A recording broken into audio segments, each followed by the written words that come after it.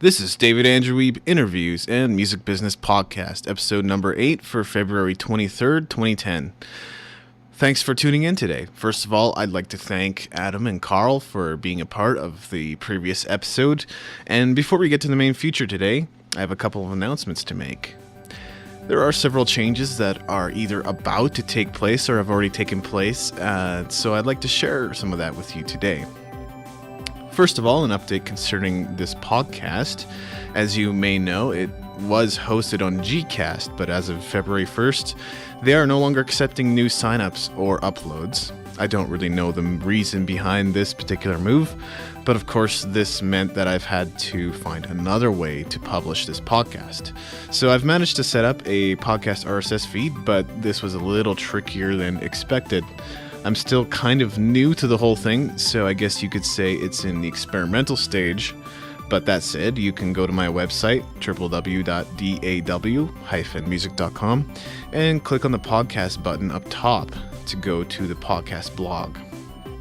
To subscribe, you will need to grab the RSS feed, and this process isn't as easy as I would like it to be right now. But on the upside, you can listen to individual episodes of the podcast right from the blog page.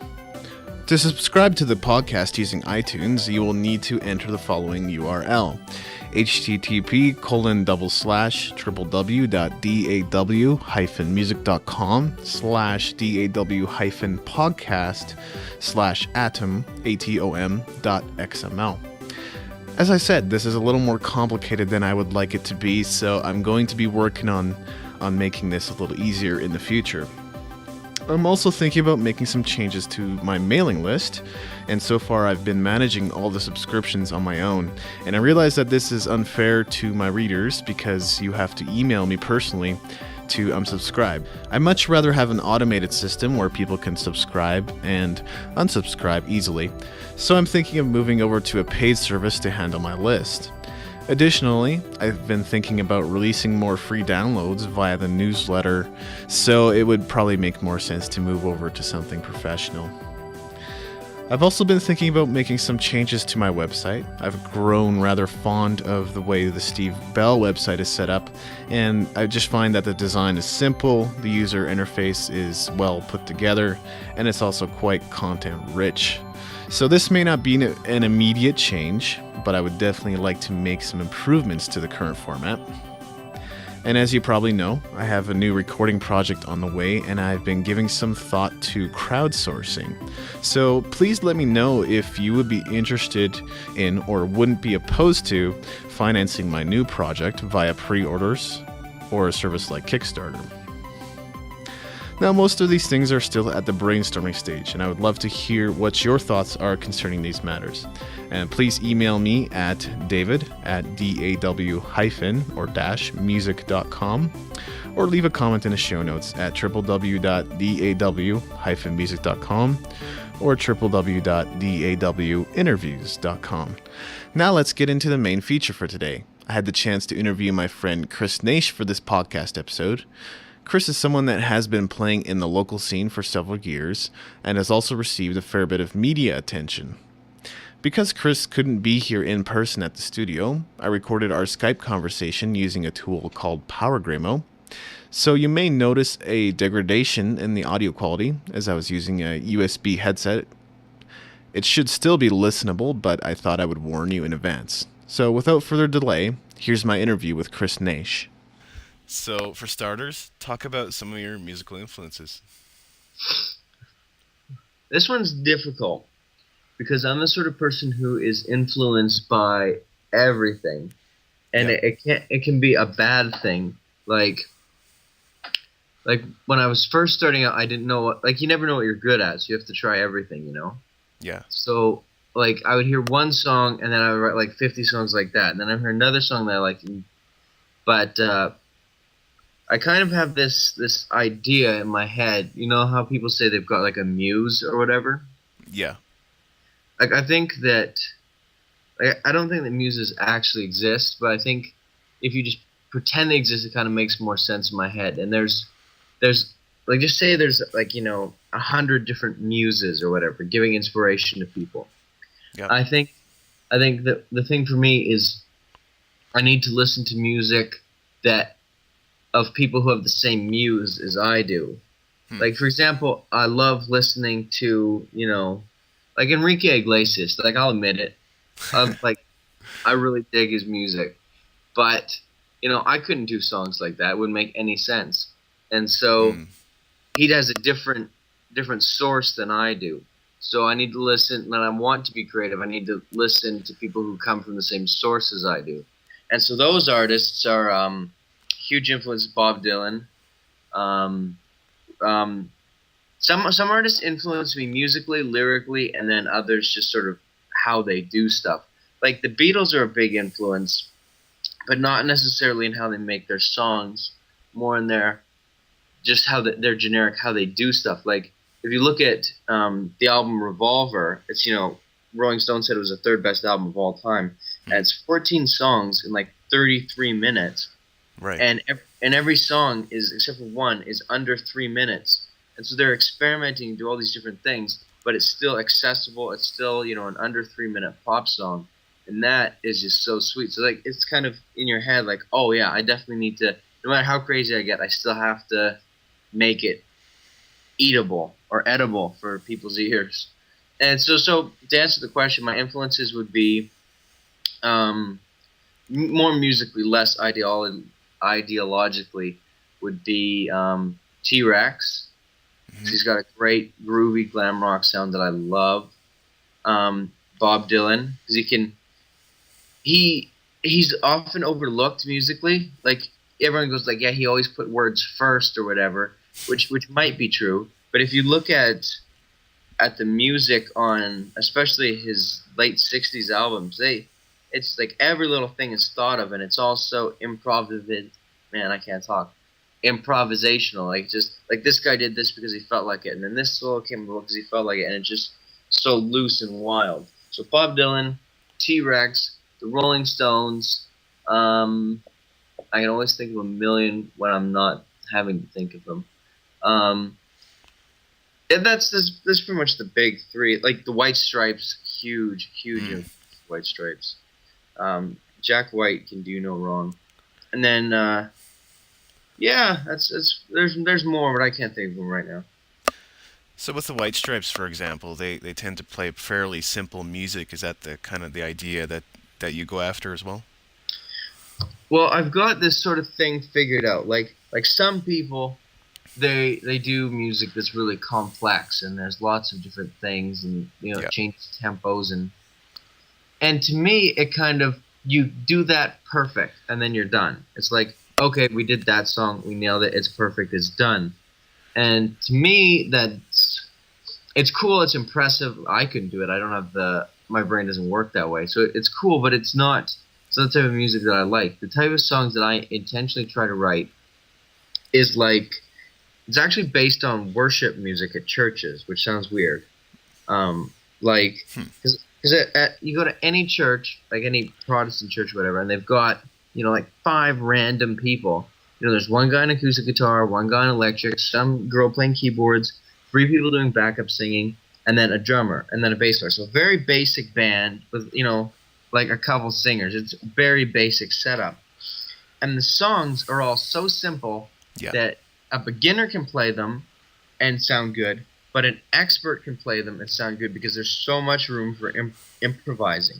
Yes. And so you can take the same song and have anybody do it, and you can do it in an infinite amount of ways because the song suits the artist. So you could like if you had, just for example, Jimi Hendrix doing, some worship song, some 4-chord church song, it would sound amazing because he could put whatever he wanted into it.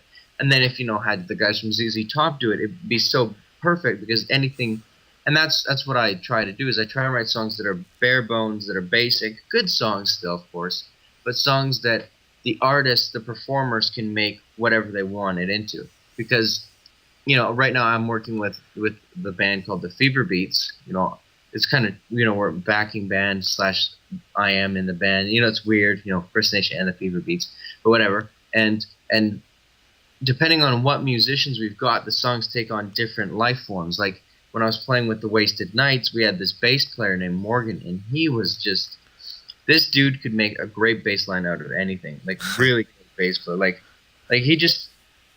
he had a very unique. So it was kind of like Flea mixed with the Cure sort of Smith sound. So he would play the melody lines, which are good. Like he would play the melody, and the guitar would do more of the chugging rhythm.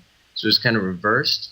And he's really good. But like I say, you can have that type of bass playing with a song, and then you can have straight up rock bass playing with a song. You can have whatever you want. It's sort of defined by who you're playing with, and I think that's the most fun, because you can get bored of playing a song and if it has to be the same every night. But if the song is allowed to be different every night, then it keeps it fresh, it keeps it exciting, and I think that's what I try to do. And simpler songs can be easier to sing along to as well. Yeah, true. I've never actually, like, some songs I try and get people to sing along to, but it's not something that I've ever consciously tried to do. Right. It's like, it'd be cool if people sing along, and it is cool when some people do sing along because they've heard the songs a bazillion times. But it's not ever something that that's one thing I've never thought of, is like, oh, this needs to be simple for them to sing along to, because normally it has to be simple for my one note voice to get. Right. Earlier, you made reference to ideology. So, what would you say is the message and ideology of your music? Well, what I meant by ideology is sort of the guide of the band. And so what I meant was, like, the ideology of the Replacements, for example, was they would just get super drunk and have a great time playing whatever songs they wanted. So their set would be like 50 songs, and they do like a million covers of whatever they felt like. And that was sort of their, maybe ideology is the wrong word, but so if you want to know my ideology in terms of that, or my ideology in terms of the message I want to send across, which do you want to know? Talk about the message. The message, okay. The main thing about my music is that I want to do three things. Number one, it's entertain, because music is entertainment. Yeah. The other one is to encourage, and like I went to a concert by Rancid, and they're an awesome punk band. And after the concert, you felt uplifted because all the songs were about making it through struggles, supporting your friends, and really awesome stuff like that. You sort of felt like you could take on the world, and that's exactly what I want. In a perfect world, that's what I'd love my listeners to walk away with, is going, wow, I feel like I could take on tomorrow, like whatever. Like Oasis is really like that too. Mm-hmm. Like songs like "You and I Were Gonna Live Forever," "Tonight I'm a Rock and Roll Star," like great sentences, great phrases that really encourage you, and like, yeah, I can keep going because I am a rock and roll star. I think that's the best thing about music. There's songs like some people love to write those diss songs, or songs that are just like, they have their place, but I much rather write songs that make people feel like they could do anything, kind of like a drug or whatever. And then thirdly, I want to. This is more of a pervasive one, or not pervasive, more subtle, and it's to educate. So the 3 E's: entertain, encourage, and educate. And educate, I mean, like I'm a Christian. That's my faith.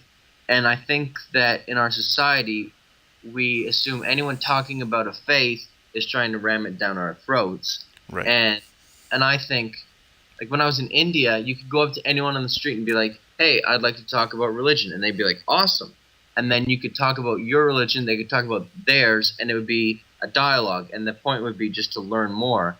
And you didn't ever go, "Oh, well, you believe this is wrong, and I believe this is right, and people who believe that, or the Bible is stupid, or the Quran is dumb," or like you didn't have any of that. It was just open communication, and that's what I try and encourage through the educational bits. Is this is my faith, this is what I believe, and to open a dialogue. Like, what do you believe? How can we, like I've got a song called "You Did It Again," and it's about how we need to, as opposed to being like only friends with people who agree the exact same thing as us, going like, he doesn't believe what I believe, we should not be friends, we should burn that bridge.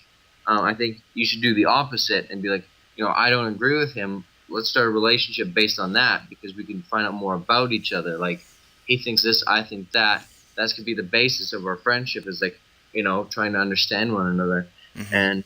And the other thing I want to educate people about is depression and stuff like that because it's something that I've struggled with for quite a while. So I throw that in the songs and I throw stuff about me. So and the life and how I see life. And I think it's important as an artist to present your worldview. And I guess that's one of the things that I want to do through the education. But that's more subtle. It just sort of shines through the tracks. It's not something that I really sweat over. Right. Well, as artists, we tend to be kind of hardest on ourselves. We tend to be our toughest critics, so that can be a difficult thing when struggling with depression and stuff like that. Yeah. All right, well, let's talk about your 2008 release, Never Stop. What can you tell us about it? Well, it's the greatest album that ever came out. um, it's I was working at a summer camp in '08 that I always work at, Hmm. and I hadn't really done much playing with a band, but I played a couple concerts at the camp for like the older age groups, and I had a guitarist named Blair Stretch and a drummer named Steve Murdoch, and that backing group was called the Kill Songs because there's it's a Bible camp, and there's this very popular Bible music band called Hillsongs United. Hmm. I thought that was pretty clever by calling the band the Kill Songs because ha ha ha. But yeah, I'm rife with cleverness, and so I was really digging the sounds that we were coming up with, and I hadn't put out an album since '06 December. I guess it was released '06 '07. When you're independent, your release dates aren't as sticky as real stuff. True. But I hadn't recorded an album in a while. There's nothing that really expressed what I sounded like at this point because I'd made a lot of changes to my music style. And so my job at the camp was audio visual, so I'd do a video of the camp each week for the parents to see, and I run the candy store and stuff like that. And for the videos, I would make original music on GarageBand, and I never used GarageBand before, but I loved it so much. It's such a sweet program. And Hmm. so I just decided to record an entire album on it. So there's 5 songs.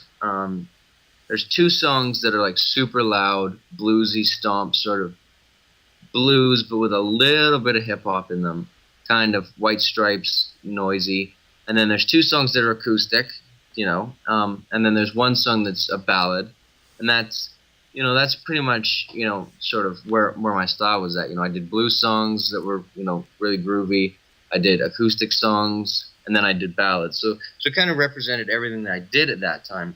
And the lead guitar on 2 of the songs was done by Blair Stretch. And, if you don't like my voice, or whatever, and you're like, oh, I don't really want to hear it because I don't like Chris Naish, you should buy it anyway to hear his guitar. Because his guitar, and we just recorded on the computer right into it. Like we didn't use, we just used the amp simulator on GarageBand, which some people might go, "Oh my gosh," but whatever. He just plugged his guitar in, and in 2 takes, just did these like disastrously murderous solos. And I was just in awe. I'm still when I do the songs live, I still try and recreate those great solos he did. But he was like classically trained for like all of high school or whatever. And then decided, I don't really know why, but he decided that he wanted to do rock music. And so this guy can play like immensely awesome classical, decides he's going to play rock music. So he goes to rock with this head of classicalness. And he just, like doing gigs with him was such a blast because you could definitely do the trading off of licks. Like I'll do a lick, you do a lick, and then we just, I really dug playing with him because he's one of those guys who, like some musicians, it's like in hockey. Sometimes like your other defenseman or your winger, you know exactly what he's going to do when he's going to do it, and so you've got this bond immediately, and you can kind of play symbiotically. And we had that, and it was just such an honor playing with him. And so I definitely think that those songs in the album come off the strongest. and I'm still playing, a couple of them from the album. I guess like 2008 wasn't that long ago, Yeah. and then in '09 we re-released the album in physical form with a bonus track of a song called Never Stop, which is kind of weird that I put out an album called Never Stop, then wrote a song called Never Stop that wasn't on the album, but now it's on the album, so everything's right as rain. Tell us a little bit about Dog in Bombay as well. Dog in Bombay. Dog in Bombay was recorded on a program called Acoustica MP3 Audio Mixer, and it's like super, like you can't do anything with the audio. You can just put the audio in and you're done. And so I really wanted to do an album because I had a whole bunch of songs. In my first year of doing music, I recorded like nonstop, and so I still record nonstop, but I don't put everything out. And so Dog in Bombay was like my first official anything, like my official EP, my official demo. I have no idea what you want to call it, and it's 8 songs in 25 minutes, so that's pretty decent. And the songs are all acoustic. There's one electric one, and some of the songs are very weak. It was recorded.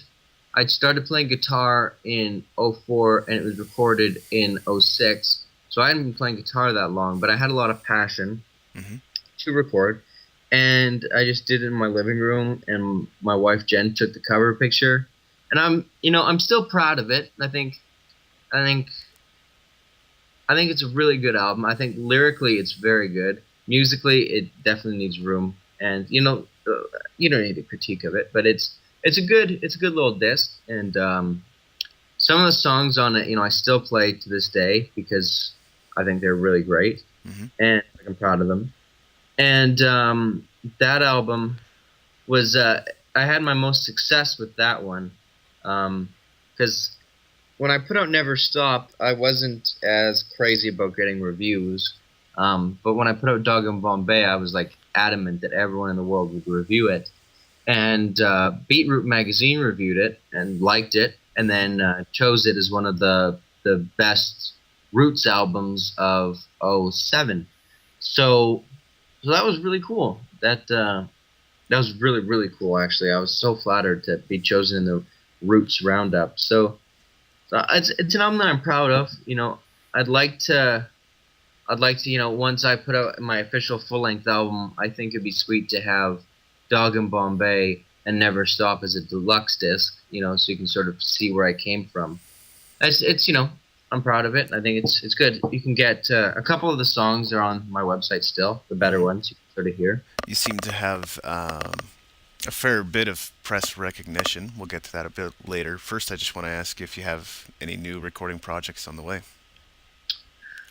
Well, I write a lot of songs lately, and I've kind of exhausted my interest in recording super lo-fi. And the next album that I want to do, I would like to do it in the studio. But I'm not sure what I'm feeling, because the music industry, like everyone says, is going through quite interesting changes. And everyone's been saying that for 10 years, but now things are actually starting to change. Like albums are and digital downloads are like redonkulously expanding, and so like a lot of artists are saying, we're not even going to put albums out anymore. We're just going to do singles, which is kind of exciting because it makes you feel like we're in the 50s again. And I think when people just put out singles, there's not as much filler because you've got to put out a good song. Whereas if you put out a good album, you got 10 to 20 songs, and there's always filler, almost always. And so we're in a band wars competition, and if you win that, you get recording time, which would be sweet. But I think the main thing that I'd like to do right now is I think I'd like to just lay low this year recording wise, just focus on getting really tight with the band and doing all that stuff, writing some really great songs, and then in December do a digital download for Christmas release and really go bananas promoting it. I think that's what I'd really like to do. Do you have any tips for building a fan base? No, but if anyone out there does, they can send me them. No, just kidding. There's lots of ways for building a fan base. And when I first started playing music, I really thought I sucked, and I didn't really want a fan base because I was scared. And I was like, oh, my music's not good. If people come to see me, then, so I didn't have any confidence. So you do need confidence when you start building a fan base. And there's a couple things. Like, you can try and build a fan base through MySpace, through getting in the newspapers, getting on TV, but that's not going to really change things. Like, you can have 2,000 fans on MySpace, you can be in the newspaper every year, but it's not going to bring people out to the shows. What's going to bring people out to the shows is good music and being a good human being. Like, it's kind of weird. Like, when you're spending all your time focusing on, like, I got to get fans, you're just desperate. And, you're like the guy who's looking for a girlfriend. I want a girlfriend. Never get a girlfriend. But the guy who is a cool dude has a girlfriend already. All the girls want him. Right. No, you know what I mean? Like, and so if you want to get fans, you just have to be good to your friends. So it's like, you've got 10 people who always come to your shows. Make sure you play gigs that are good. Like, sometimes you get offered to play gigs that's $20 a ticket, far, far away, rough neighborhood. And so you say, sure, I'll take it, because I never turn down a gig. And then you've got those 10 friends who come out to that. They pay $20 each. They want to support you, but you don't get any of the money. And so they're not supporting you. They're not able to support you. They're far away. And then you only get to do an opening set. So when you do stuff like that, it's kind of like when you have a baby or whatever in your stomach, like a woman. When you're pregnant, I guess the term is. Mm-hmm. When you're pregnant, you're eating for two. That's like, my fans aren't my babies, which would be weird. That'd be a good quote. Chris Naish admits fans are babies. But fans are kind of like, when you make a decision, you're making a decision for you and for everyone who likes your concert.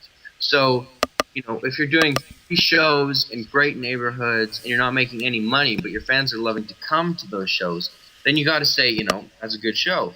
But if you're charging lots of money and fans are coming out and they're not having a great time, you're going to lose those fans because, you're not treating them right. So you need to make your decisions based on that. Mm-hmm. That's one huge way that you can build your fan base, is because when you do good shows for them and you do nice things and you appreciate them and you send them text messages and you personally invite them, because especially, when you're playing a lot of gigs locally, you can become friends with all of your fans. If you just chill and become part of the environment, the fish are going to swim up to you. So in the music scene, don't be splashing around like you've got to stand out, but don't make an ass of yourself trying to convert everyone into a fan. Go become part of the environment. Help out. You just heard my interview with Chris Naish. Originally, I was going to split the interview up into 2 parts, but unfortunately, most of the audio was corrupted and unusable, so I had to trim it down considerably. I've never had any problems with Power Grandma before, so I think the reason this happened is because of my laptop. My laptop has been running really slow and has been overheating quite easily as well as of late, so that's probably why some of the audio got corrupted. In any case, I hope you enjoyed this interview. Perhaps I can convince Chris to come by the studio sometime and interview him again. Podcasting is definitely a learning experience for me, and the only way you can learn sometimes is by making mistakes. So hopefully as I record more episodes, the process will go smoother. As you may already know, the podcast doesn't bring in any income on its own, so I've set up a few ways in which you can support future episodes of the podcast. 1, you can purchase an album or any of the merchandise on my website, located at www.daw-music.com. 2, you can make donations of any amount on my website by clicking on the PayPal donate button. 3, if you enjoyed this podcast episode, you can help spread the word by sending it to your friends. Thank you so much for tuning in today. We hope you enjoyed this episode. You've been listening to the David Andrew Wiebe Interviews and Music Business Podcast, broadcasting from Calgary, Alberta, Canada.